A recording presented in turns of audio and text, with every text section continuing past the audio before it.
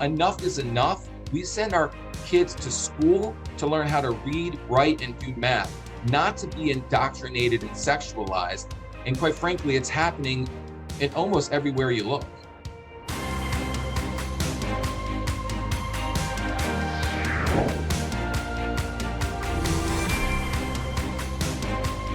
Welcome, everybody, to another episode of Conversations That Matter. I'm your host, Alex Newman, senior editor at The New American. We have a very special guest with us today. His name is Elon Gerberg. He is the founder of Florida Fathers for Freedom. It's a group of fathers, mothers, family members that are concerned about the sexualization of our children, the radicalization, the indoctrination of our children.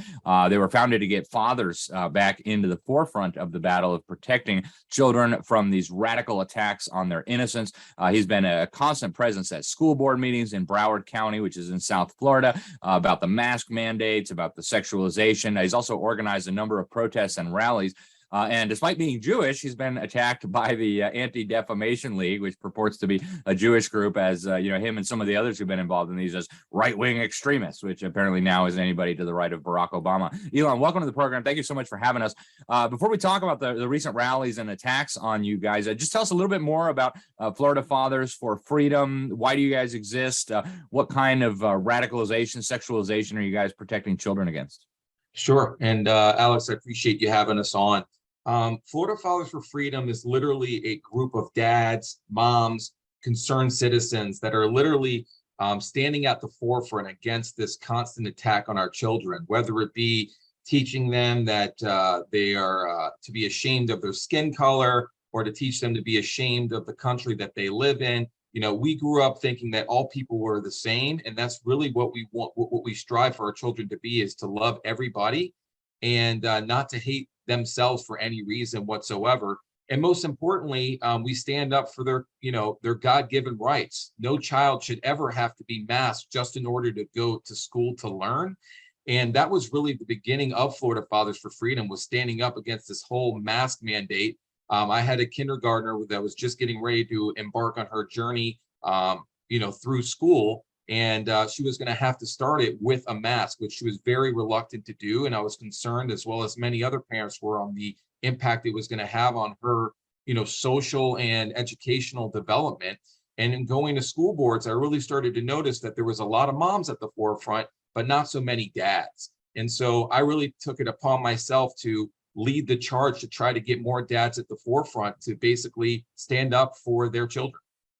That's fantastic. I personally have just been appalled at the really lack of involvement by fathers when our children are under relentless attack and all these things happening in the public schools and the fake media and all the rest of it. Elon, you guys had a rally recently. You had a newly elected conservative member of the Broward School Board speaking there. And I guess there's a lot of very hostile, negative media coverage, smears against you guys, things that are just blatantly untrue. Talk a little bit about that rally, why you guys held it, and some of the vitriolic response you got from some of the far left extremists. Sure. Literally, we just were there to speak up and stand up for the innocence of our children. Anybody who's really paying attention can see that our children are being attacked from every facet of their lives, whether it be the apps that they use, whether it be the music that they listen to, whether it be the entertainment that they watch, whether it be what they're taught in schools, which, quite frankly, they are in school more than they are with their parents. Mm-hmm. And I think that there's parents all over the country that are on high alert. I mean, just this month, we've seen the Balenciaga ad campaign.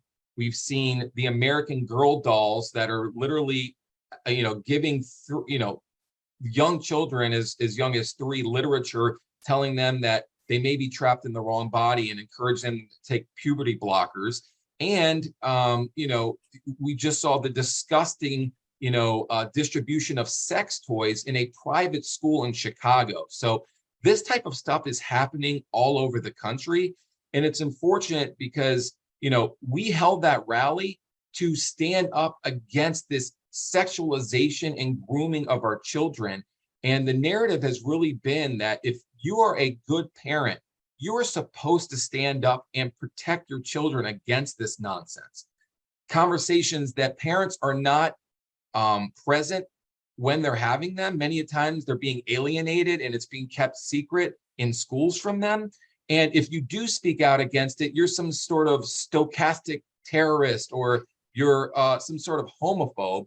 And we really wanted to shed light not only on what is happening to our children, because I think a lot of parents and citizens just don't even know what's really happening, but also to say we are not stochastic terrorists, we are not homophobic, and in fact, we held that rally in conjunction with Gays Against Groomers, which is a 100% LGBTQ group of individuals that stood hand in hand with us against the sexualization of our children. And so that was really, this was a rally about empowering parents, concerned citizens, and everybody in between to say enough is enough. We send our kids to school to learn how to read, write, and do math, not to be indoctrinated and sexualized. And quite frankly, it's happening in almost everywhere you look.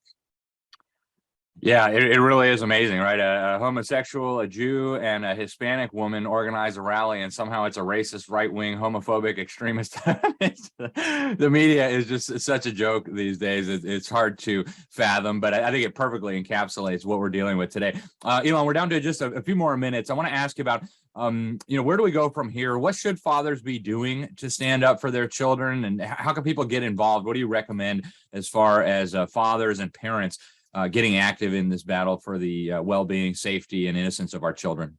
Sure. Well, first and foremost, we as parents cannot be gaslit.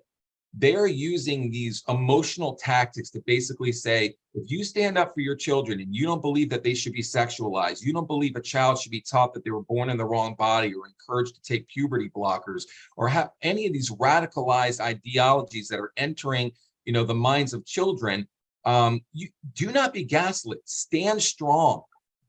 I think all parents can agree. Nobody wants dildos and butt plugs distributed into their schools. So don't be afraid to speak out against it. Go to your local school boards, write your legislators, stand up and scream loudly against it. Because quite frankly, this is not homophobic. This is not transphobic. This is not hate. This is more about love and doing the right thing for the most delicate and impressionable people that we have to look after, which are our children and our future leaders. So, Alex, I would just challenge all parents and concerned citizens, speak out and do everything you can. Spread awareness about what is going on and stand strong, because if this is a hill that we cannot die on, if we cannot defend our children's innocence, then what can you stand for? Hey, man, that's so true, right? If you won't stick up for your kids, nobody's going to do it for you. And what else are you going to stand up for if not your own children? Elon, what's the best way to follow you online? How can people keep track of what you're doing? Yeah, so you can follow us on Twitter at Florida Fathers for Freedom. It's Florida F4F. You can find us. We have a private Facebook group, Florida Fathers for Freedom. If you just search that, same thing on Instagram.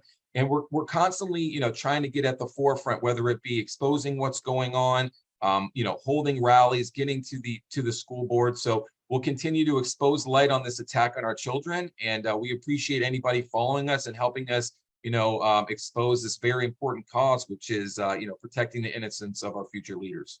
Fantastic. Well, Elon, thank you so much for joining us on the program today. Thank you for what you're doing to stand up for children in Broward County, the state of Florida, and all across the country. Folks, I'm Alex Newman. This is Conversations That Matter. Thank you for tuning in. The algorithms of the fascist big tech companies hate us, so help get the word out, especially if you're in the Florida area. It's unbelievable what they're doing, but with your help, we can expose these dishonest narratives and stand up for the truth. Thanks again for watching. Till next time, God bless you all. As a lumberjack, my job is pretty straightforward. I see the wood, I chop the wood. We even hear crazy ideas on how kids should learn. Visit thenewamerican.com